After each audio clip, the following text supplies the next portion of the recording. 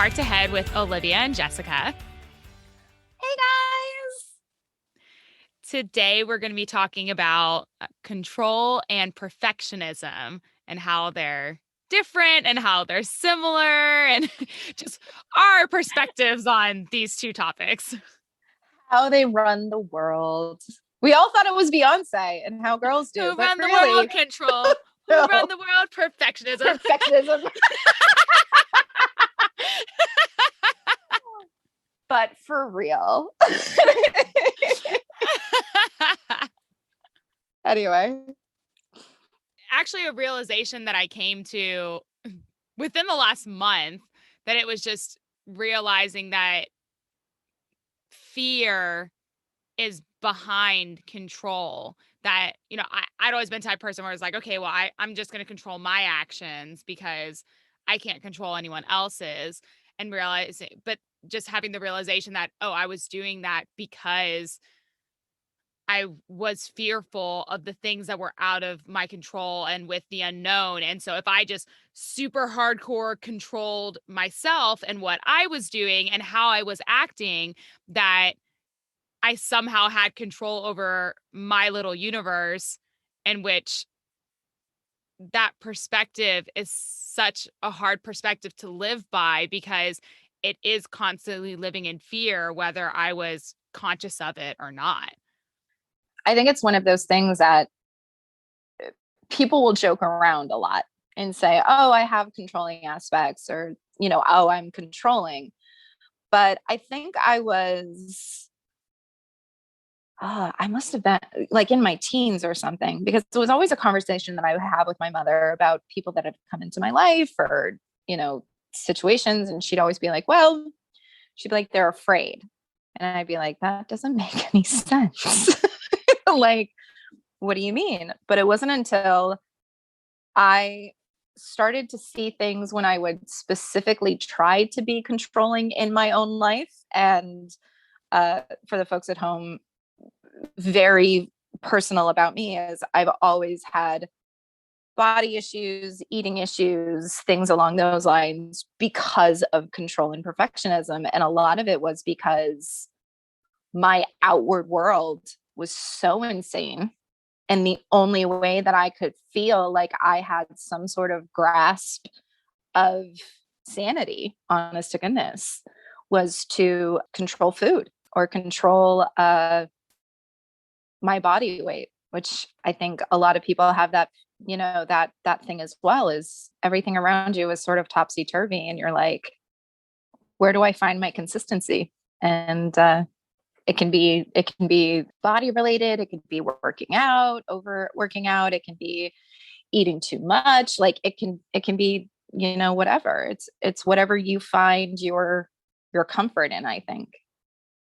That concept right there just blew my mind, because there's addiction that runs in my family as well.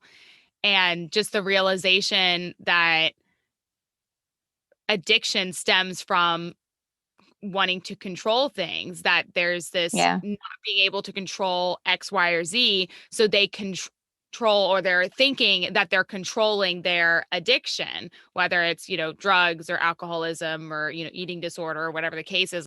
It's interesting because it's controlling the, like, when you're doing it and the amount you're doing it. It's not necessarily controlling what happens after the fact, like what the result is, but it's the controlling of, okay, I'm going to control like when I'm drinking, or I think I have control over this. I'll just have one more. And that sort of concept is, I was listening to Dax Shepard's podcast, The Armchair Expert, and he's a recovering alcoholic and recovering addict. So he talks a lot about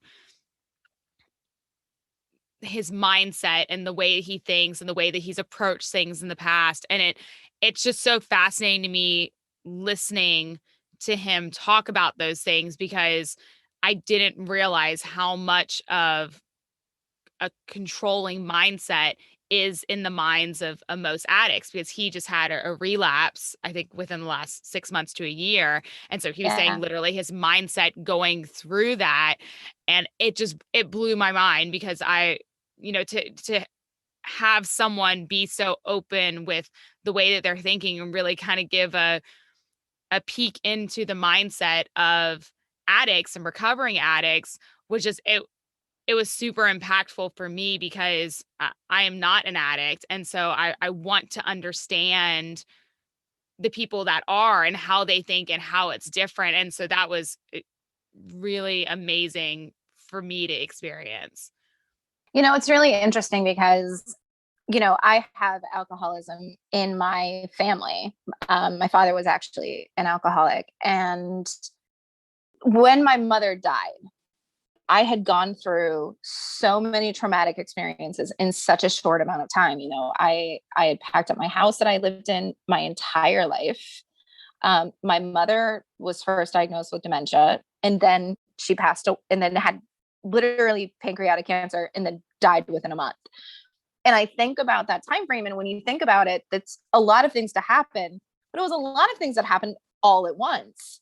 So I was really losing a lot of my, as I said later in therapy, a lot of my foundation, a lot of what my core was. So it was very unearthing. It was terrifying. But I think the other thing was I was trying to stay within control because so much was going on. So, here I have my world collapsing basically, but I still need to get up. I still need to work. I still need to do all of these things and move forward. So